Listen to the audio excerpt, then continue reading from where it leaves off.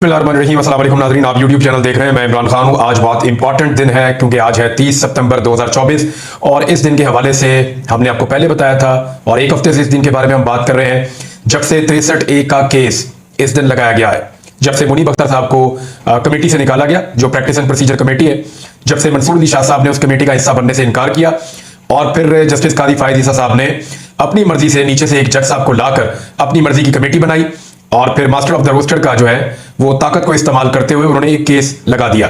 और भी उन्होंने केसेस लगाए हैं और भी बेंचेस हैं। अब देखना होगा कि सुप्रीम कोर्ट ऑफ पाकिस्तान के जो मुअज़्ज़िज़ जज साहिबान हैं वो आज उस कमेटी के बनाए हुए बेंचों में बैठते हैं या नहीं बैठते, या कोई और फैसला आता है या जजेस कुछ और कहते हैं। ये बड़े सवाल आते हैं जिनके जवाब हमें आज के दिन में मिलेंगे।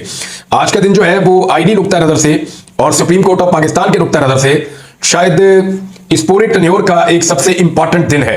कादी फायद ईसा साहब के लिए आज का दिन सबसे मुश्किल दिन भी हो सकता है और उसकी वजह यह हो सकती है कि देखें, एक उन्होंने ऑर्डिनेंस के जरिए से फौरी तौर पे हंगामी बुनियादों पर जस्टिस मुनीब अख्तर साहब को एक कमेटी से निकाला गया और फिर उनकी जगह के ऊपर एक और जज जो है जस्टिस अमीनुद्दीन खान, उनको कमेटी के अंदर लाया गया। अब इस सारे खेल में जितने भी कोर्ट रिपोर्टर्स हैं या जो लॉयर्स हैं वो ये कह रहे हैं कि जी ये सारी जो खिचड़ी है पकाई गई है और ये सारा एक साजिश की तरह हुआ है। ये सारा खेल है कि 63A के अंदर हुकूमत की मर्जी का फैसला करना है। आज वो केस भी सुप्रीम कोर्ट ऑफ पाकिस्तान में लगा हुआ है। देखना है कि वहां पे जस्टिस मुनीब अख्तर साहब किस तरह की पोजीशन इख्तियार करते हैं, क्योंकि कादी फायद ईसा साहब ने इससे पहले भी एक बेंच बनाया था इसके बारे में और उन्होंने वो बकायदा रिकॉर्ड के ऊपर मौजूद है। बेंच बना तो नहीं था, तश्कील तो नहीं दिया गया था, लेकिन कादी साहब ने प्रपोज किया था और यह कहा था कि जस्टिस मंसूर अली शाह साहब की सरबराही में एक बेंच बने और वो इस केस को सुने। लेकिन उन्होंने कहा यह हंगामी नौयत का केस नहीं है, पहले भी 2 साल से पेंडिंग पड़ा हुआ है, छुट्टियों के बाद सुन लेते हैं। तो अब छुट्टियों के बाद जब जरूरत पड़ी है तो कादी फायद ईसा साहब ने इसी मुकदमे को दोबारा से यानी इस पिटीशन को लगा दिया है, रिव्यू पिटीशन है ये। और अब जब लगाया है तो अपनी सरबराही में एक मुख्तलिफ बेंच बना दिया है। जैसे मुनीब अख्तर उसके अंदर है, देखना है कि वो बेंच में बैठते हैं नहीं बैठते, और अगर बैठते हैं तो क्या केस चलता है, केस अगर चलता है तो फैसला क्या आता है। क्योंकि हुकूमत को अगर आईनी तरमीम करनी है और आईनी अदालत बनानी है या कुछ बड़े बड़े फैसले करने हैं, मौलाना फजल रहमान साहब तो कह रहे हैं कि अगर हम इस तरमीम के हक में वोट दे देते तो जो मुसवदा हमें दिखाया गया या जो हुकूमत करने जा रही थी, मौलाना साहब ने बड़ी वजाहत के साथ बहुत क्लियरली उन्होंने ये कह दिया कि जो वो करने जा रहे थे वो एक मार्शल लॉ था, बल्कि मार्शल लॉ से भी बदतर हालात पाकिस्तान में पैदा हो जाते अगर हम हुकूमत के साथ वो आईनी तरमीम करवा देते। तो हमने आइन का तहफ़्फ़ुज़ किया, मौलाना फजल रहमान साहब ये कह रहे हैं और आगे भी वो कह रहे हैं कि अपने वोट तो डालना नहीं है। अब फजल रहमान साहब का वोट अगर नहीं डलता तो हुकूमत के, मैंने आपको बताया कि 2 वोट पक्के हुकूमत के टूट चुके हैं, जबकि 1 वोट उनका मजीद खतरे में है। तो यहां हुकूमत को कम से कम भी कोई 12-13 वोटों की जरूरत पड़ेगी। अब ये 12-13 वोट कहां से हासिल करने हैं? क्या पाकिस्तान तहरीक इंसाफ के इतने बंदे तोड़े जा सकते हैं? तो जवाब है निश्ता मुश्किल है, क्योंकि तहरीक इंसाफ ने अपने बंदे अब काबू कर लिए हैं और उन्होंने काफी हद तक काबू कर लिया। यानी अभी भी 3 बंदों के हवाले से ज्यादा रोला पड़ा हुआ है। एक ज़हूर कुरैशी साहब है और एक औरंगजेब किची साहब है और एक साहिवाल से उस्मान चौधरी साहब है।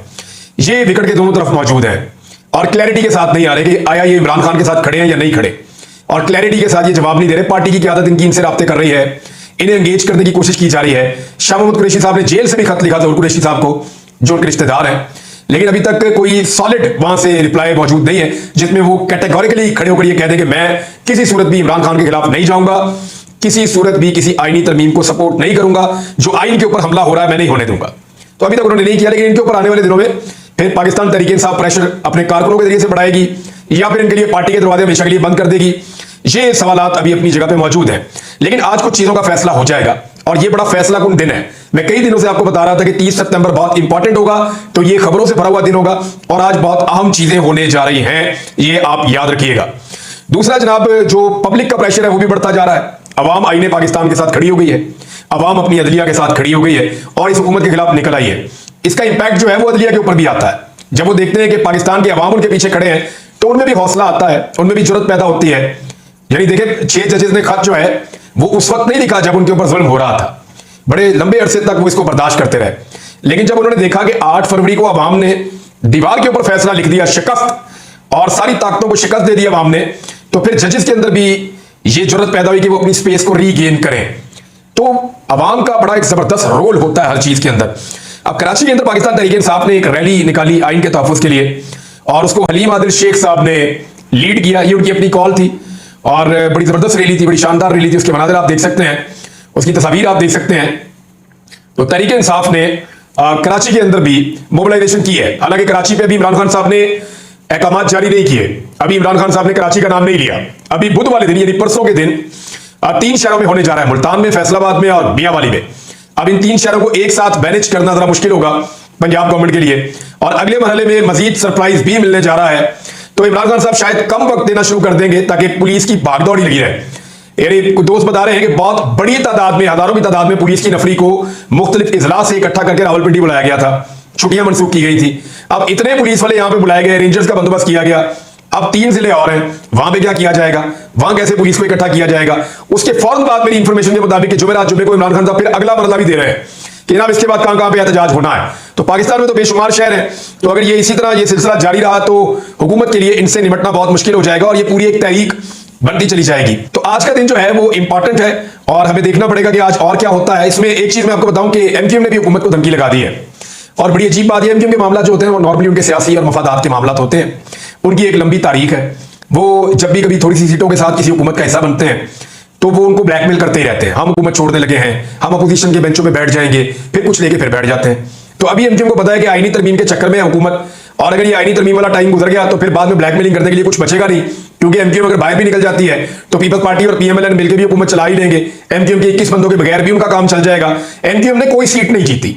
जितने लोग कराची में रिपोर्ट करते हैं, रिपोर्टर्स, जर्नलिस्ट, वो कहते हैं कि हैदराबाद और कराची में एमक्यूएम को 17 सीटें दी गई हैं, और ये दी गई हैं। इनमें अगर आप 1 या 2 के ऊपर कहें कि एमक्यूएम जीती है तो शायद कोई मान ले, शायद कोई जर्नलिस्ट मान ले, वो ये भी मानने के लिए तैयार नहीं है। जो इंडिपेंडेंट ऑब्जर्वर्स हैं, जितने लोगों ने आजादाना तज्जिया किया, उन्होंने कहा एमक्यूएम तो जीती नहीं, पूरा कराची हार गई है, पूरा का पूरा हैदराबाद हार गई है, तो इनको जबरदस्ती 17 सीटें दी गई। वो सारी पाकिस्तान तहरीक इंसाफ की सीटें थी, वो छीन कर इनको दे दी गई, और इनकी फिर वो 21 हो गई, क्योंकि इनको आप थोड़े से वो मिल जाती है साथ में मखसूस नशिस्तें।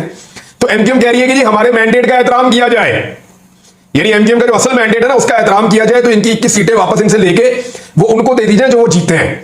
एमक्यूएम भी यानी क़यामत की निशानी नहीं है, तौबा करनी चाहिए, कानों को हाथ लगाने चाहिए कि एमक्यूएम कह रही है कि हमारे मैंडेट का एहतराम किया जाए। कराची में आप आज इलेक्शन करवाने दोबारा, आप 1 साल बाद इलेक्शन करवाने दोबारा, जो कुछ एमक्यूएम ने इस कराची के साथ किया है, और ये जो एमक्यूएम के जितने भी लोग हैं ये सारे फार्म 47 वाले हैं, जाली फार्म 47 के ऊपर आकर बैठ गए हैं और चौड़े होकर कहते हैं जी हमारे मैंडेट का एहतराम किया जाए। अगर मैंडेट का एहतराम होता ना तो आप यहां होते ही नहीं, आपको इस्लामाबाद की फ्लाइट ही ना मिलती। आपको जाली फार्म 47 देकर इस्लामाबाद की फ्लाइट पे चढ़ाया गया है, लिहाजा आपको उसी तनख्वाह पे काम करना पड़ेगा। बार एमक्यूएम को लगता है कि ये ब्लैकमेल करने का थोड़ा टाइम है तो कर लिया जाए। फजलुर रहमान साहब ने बहुत क्लैरिटी के साथ ये कह दिया कि जी ये असेंबली में तो हम तरमीम नहीं होने देंगे। उन्होंने कहा ये बहुत बड़ी तरमीम है, इसमें बहुत बड़ी बड़ी चीजें हैं, तो ये जाली असेंबली है फार्म 47 की, वो इसको ये हक ही नहीं बनता कि ये तरमीम करे, लिहाजा इसके अंदर हम नहीं करेंगे। फजलुर रहमान साहब ने फैसला सुना दिया। अब अगर फजलुर रहमान साहब निकल जाते हैं, जिसके ऊपर अभी भी आपको शक करना चाहिए, उसूलन फजलुर रहमान साहब के सारी जिंदगी के ट्रैक रिकॉर्ड को देखते हुए आपको ये मार्जिन हमेशा रखना पड़ेगा कि किसी वक्त भी फजलुर रहमान साहब स्लिप होकर इधर से इधर जा सकते हैं, और वो कहेंगे वसी तर कौमी मफाद में, वसी तर मुल्क के मफाद में और वसी तर जाती मफाद में, ये वाला वो नहीं कहेंगे, लेकिन वो बताएंगे कि जनाब हमने ये कर दिया है। तो फजलुर रहमान साहब पे अगर इंसार भी करें तो फिर भी 5-6 बंदे उनको चाहिए होंगे हुकूमत को, तो वो बंदे को कहां से लेंगे, ये है वो बड़ा सवाल जिसका जवाब हुकूमत को अभी तक नहीं मिल रहा। अच्छा, 63A के ऊपर इंसार है और मुमकिन है कि पाकिस्तान तहरीक इंसाफ के अंदर से कुछ बंदे काबू किए गए हो, और बंदों के नाम भी बाद दिए जाते हैं। 3 बंदों के बारे में मैंने आपको बताया जिन पे अभी पाकिस्तान तहरीक इंसाफ बदस्तूर काम कर रही है, और दूसरी जानिब से भी इन बंदों पे काम हो रहा है, और ये बंदे विकेट के दोनों जानिब अभी तक खेल रहे हैं। एक और चीज है, पंजाब की इंफॉर्मेशन मिनिस्टर ने कहा कि जी नवाज शरीफ बैरून मुल्क क्यों ना जाएं, वो आजाद शहरी है। बिल्कुल जी, जाएं बैरून मुल्क, क्यों ना जाएं, उनका घर वहां पे, उनका इलाज वहां पे, उनकी औलाद वहां पे, उनका कारोबार वहां पे, उनकी औलाद का कारोबार वहां पे, उनके एंजॉयमेंट के सारे जराए वहां पे, और हर चीज तो उनकी वहां पे है, उनके एसेट्स वहां पे पड़े हुए, असासे वहां पे पड़े हुए। तो मियां साहब क्यों ना जाए पाए, बिल्कुल उनका मुल्क वहां पे है, वो वहीं पे जाएं, मियां साहब वहीं पे जाएं। ये उन्होंने अपना मुल्क बना लिया हुआ है, ये सिर्फ पाकिस्तान में इक्तदार के लिए आते हैं, पाकिस्तान में सिर्फ एंजॉयमेंट के लिए आते हैं। छोटे से छोटा इलाज भी जाके अपने बच्चे तक पैदा करने के लिए तो इनकी औरतें बाहर जाती हैं, ताकि बच्चा जब पैदा हो तो उसके बाद नेशनैलिटी उस मुल्क की हो। यहां तक तो ये सियासी बड़े बड़े खानदान जो हैं वो पहुंच चुके हैं, तो जो कुछ भी मियां साहब का है वो बाहर ही है, बाहर ही जाए, ठीक है, एंजॉय करें। अब एक और जनाब खबर है, और वो भी इंपॉर्टेंट है, मैं आपके साथ शेयर कर देता हूं। हम ये महसूस कर रहे हैं गुज़िश्ता कुछ अरसे से कि शायद पाकिस्तान की पॉलिसी बदल रही है। यानी मैं आपको कुछ चीजें आपके सामने रखता हूं, ये फैक्चुअल है, आप जाकर इनको वेरीफाई कर सकते हैं। जनरल बाजवा ने जब हमें बुलवाया था सहाफियों को 30-40 सहाफी थे, और उसके अलावा उन्होंने अलग अलग भी सहाफियों से मुलाकातें की, मेरे साथ तो अलग नहीं की, लेकिन मुझे पता है कि क्या क्या बातें हुई, सहाफियों ने मुझे बताई। तो जनरल बाजवा का यह कहना था कि इंडिया के साथ अब कश्मीर के मामले पे हमें लड़ाई छोड़ देनी चाहिए। और कश्मीर के इशू को भूलकर हमें इंडिया के साथ ताल्लुकात को बेहतर करना चाहिए। ये बात बार बार जनरल बाजवा कहते थे और वो जंग से खौफजदा करते थे मिलने वालों को, जंग से डराते थे कि जंग में नहीं जाना चाहिए, इंडिया से लड़ नहीं सकते, इकोनॉमी का बड़ा मसला है और प्रॉब्लम्स है। ये वो जनरल बाजवा कहते थे। इंडिया के मामले में ऐसा लगता था कि वो एक खौफ फैलाते थे जनरल बाजवा। और ये मैं नहीं कह रहा, पहली रिपोर्ट हो चुका है, ये नसीम ज़ारा साहब ने भी कह दिया, अहमद बीर साहब ने भी कह दिया और बाकी लोगों ने भी बताया, बल्कि उन्होंने तो इससे भी चंद स्टेप आगे जाके चीजें बताई कि जनरल बाजवा क्या कुछ कहा करते थे। बाद ऐसा लगता है कि पाकिस्तान की पॉलिसी वाकई रफ्ता रफ्ता जो है ना वो बदल गई कश्मीर के बारे में। पहले देखें जब यूएन में हम जाते थे ना, या हमारे वज़ीर आज़म जाते थे, तो वो मकबूजा कश्मीर की बात करते थे और वो ये कहते थे कि इंडिया ने मकबूजा कश्मीर के ऊपर कब्जा किया हुआ है और इंडिया को मकबूजा कश्मीर छोड़ना पड़ेगा, हम उनसे वापस लेंगे, खून का आखिरी कतरा तक बहा देंगे, हम कश्मीरियों के साथ खड़े हैं, मकबूजा कश्मीर जो है वो हमारी रेड लाइन है, हम मकबूजा कश्मीर को पाकिस्तान का हिस्सा समझते हैं। पहले ये हमारा पॉइंट ऑफ व्यू था और अक़वाम मुत्तहिदा अपनी करारदादों के जरिए इस मसले को हल करे, हम हर प्लेटफॉर्म पर ये कहते थे। अब शहबाज शरीफ साहब की अब तकरीर उठा के देख लें, उन्होंने मकबूजा कश्मीर का नहीं बोला, वो ये बोलते हैं कि आजाद कश्मीर में इंडिया हमला करना चाहता है, तो पाकिस्तान के ऊपर अगर इंडिया हमला करेगा और हमारी सरजमीन को क्लेम करेगा तो हम उसको मुंह तोड़ जवाब देंगे। अब यही पोजीशन आज से चंद साल पहले इंडिया की थी। तब पोजीशन क्या थी? तब यह था कि इंडिया आजाद कश्मीर की बात नहीं करता था, इंडिया बात करता था मकबूजा कश्मीर की, कि अगर पाकिस्तान ने मकबूजा कश्मीर के अंदर मुदाखलत की तो हम ये कर देंगे, वो कर देंगे। जो आज पाकिस्तान का मौके पे वो कल इंडिया का था। और इंडिया कभी ये नहीं कहता था कि आजाद कश्मीर छीनेंगे, ये वो इस तरह की बातें वो नहीं करते होते थे, वो डिफेंसिव थे, हम ऑफेंसिव थे, हम एक कदम आगे थे।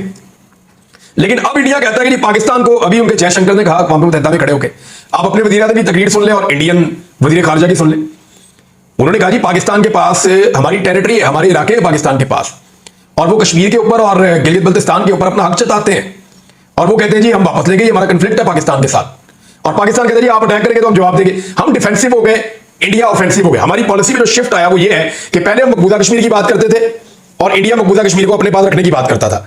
अब हम आजाद कश्मीर की बात करते हैं, इंडिया आजाद कश्मीर की बात करता है और हम कहते हैं हमने इसको अपने पास रखना है। यानी ये तो एक अजीबोगरीब सिचुएशन है इस वक्त और समझ से बाहर है कि पाकिस्तान की ये क्या रियासती पॉलिसी बदल गई है। इसराइल के बारे में भी देखिए, इसराइल के बारे में 2 प्रोटेस्ट हुए कल के दिन में। एक सेनेटर मुश्ताक साहब ने किया इस्लामाबाद में, वो भी गिरफ्तार, उनकी अहलिया भी गिरफ्तार, उनके साथ जो बच्चे थे, नौजवान थे, वो भी गिरफ्तार, और बड़े डंडे हमारे पुलिस ने लाठी चार्ज कर करके गाड़ियों में डाल के घसीट के वहां से उनको ले गए। अब इस्लामाबाद में इसराइली जारहियत के खिलाफ मुसलमान निकलते हैं, पाकिस्तानी निकलते हैं, उन्हें इस्लामाबाद पुलिस मारते मारते गाड़ियों में डालती है और ले जाती है। समझ आ रही है आपको ये क्या पॉलिसी है? यानी इसराइल के खिलाफ बात करना इस्लामाबाद में क्या रियासत की पॉलिसी बदल गई है? बात नहीं की जा सकती। वहां पे वो कह रहे हैं हम वॉकआउट कर रहे हैं, इसराइल जब बात कर रहा है सलामती काउंसिल में। और ख्वाजा आसिफ ने खुद ट्वीट किया हुआ है, ख्वाजा आसिफ का ट्वीट अगर आप देखें तो ये बता रहे हैं कि मैंने तो खुद ये एहतजाज न्यूयॉर्क में खड़े होकर देखा, लोग खासे जज्बाती होकर जा रहे थे, बहुत जज्बाती थे लोग, जो फलस्तीनियों के हक में मुजाहरा हो रहा था न्यूयॉर्क सिटी में। ख्वाजा साहब न्यूयॉर्क सिटी में होने वाले मुजाहरे के ऊपर ओके कर रहे हैं, कह रहे बहुत अच्छा हुआ, मैंने खुद खड़े होकर देखा, मैं विटनेस हूं इसका। लेकिन उसी वजीर दिफा के दारुल हुकूमत में पाकिस्तान के अंदर जब पाकिस्तानी यहां पे एहतजाज करते हैं तो डंडे मार के उनको गिरफ्तार कर लेते हैं। क्यों? क्या पाकिस्तान की इसराइल के बारे में पॉलिसी भी बदल गई है? मैं ये गौर कर रहा हूं और ये चीजें बहुत तेजी से हो रही है। मिसाल के तौर पे अगर आप गौर करें तो आर्या मकबूल जान साहब, उन्होंने क्या किया है? यानी उनके ऊपर 2 किस्म के एलिगेशन है ना, एक तो वो इस मामले में बहुत क्लियर है, वो इसराइल के मामले में, फलस्तीन के मामले में। और मैं ये एक ज़ैद आमिर साहब हुआ करते थे, एस्टैब्लिशमेंट के बहुत करीब थे, उनको हमने सारी जिंदगी उनसे सुना कि इसराइल में ये हो जाएगा, पाकिस्तानी ये करेंगे, पाकिस्तानी फौज ये करने वाली है इसराइल के खिलाफ और इसराइल के खिलाफ एक जहाद का वक्त आने वाला है। उन्होंने बहुत सारी बातें बताई थी, लेकिन क्योंकि वो एस्टैब्लिशमेंट के करीब है तो पाकिस्तान की ऐसा लगता है जब पॉलिसी बदली तो वो भी चुप हो गए, वो कहीं दिखाई नहीं देते, कोई बात नहीं करते। पहले वो बंदूकें लेके प्लाटों में भाग रहे होते थे, कभी इधर कभी उधर, मैं ये कर दूंगा वो कर दूंगा, लेकिन गायब है। वो एक दिन डी चौक में एहतजाज करने भी नहीं आए। यही समझ नहीं आ रही कि क्या वाकई रियासत ने इसराइल और इंडिया के बारे में अपनी पॉलिसी को बिल्कुल बदल दिया है, फलस्तीनियों के बारे में पाकिस्तान ने अपनी पॉलिसी को बिल्कुल बदल दिया है, समझ नहीं आ रही। और ये मकबूल जान साहब के हवाले से मेरी दोनों वकला से बात हुई, मियां अली अशफाक साहब उनके वकील हैं और अजहर सदीक साहब भी इनके लॉयर हैं, मेरी उन दोनों से बात हुई तो मुझे दोनों ने एक जैसी बातें बताई हैं। मियां अली अशफाक साहब ने मुझे बताया कि हमने बहुत कोशिश की है, ऐसे होता नहीं है, और ये साहब का केस बार बार लगता है और फिर नहीं सुना जाता, फिर लगता है फिर नहीं सुना जाता। जानबूझकर एक दिन वो कहते हैं हमने बड़ी कोशिश की, हमें 42वां नंबर मिला, फिर दोबारा बहुत कोशिश की, हमें 32वां नंबर मिला, अब हमने दोबारा बहुत कोशिश की, हमें 13वां नंबर मिला। हमारी कोशिश है कि इस मुद्दे को सुना जाए। दूसरी एक और चीज जो इन दोनों ने मुझे बताई वो ये है कि औलिया साहब की मुलाकात उनके खानदान के लोगों से भी नहीं करवाई जा रही और वकला से भी नहीं करवाई जा रही, और मुबैना तौर पर निगरानी के अंदर उनकी सिर्फ टेलीफोन पे हफ्ते में बात करवाई जाती है। तो ये इस वक्त औलिया साहब के साथ क्या हुआ है? क्या उन्हें तशद्दुद का निशाना बनाया गया या उन्हें विक्टिमाइज किया जा रहा है? इसमें जो सोर्सेज ने मुझे बताया वो ये बताया कि ये जो आईनी तरमीम जिसकी ख्वाहिश पे हो रही है ना और जिसको फायदा देने के लिए हो रही है, उसी तरफ से ये ख्वाहिश भी है कि आर्या मकबूल जान साहब को अंदर रखा जाए, क्योंकि उन्होंने चीफ जस्टिस ऑफ पाकिस्तान के खिलाफ एक रेफरेंस भी दायर किया हुआ है और कुछ स्टेटमेंट्स भी दिए हुए हैं। तो क्या ये इसलिए हो रहा है? तो ये तो इंसाफ का खून हो रहा है, और इंसाफ के इस कत्ल के ऊपर अदलिया कैसे खामोश रह सकती है? मेरे ख्याल में आर्या मकबूल जान साहब के लिए सबको आवाज उठानी चाहिए, उनके साथ बहुत ज्यादती हो गई है। अब तक इतने, अपना ख्याल रखिएगा, अपने चैनल का भी। अल्लाह हाफ़िज़।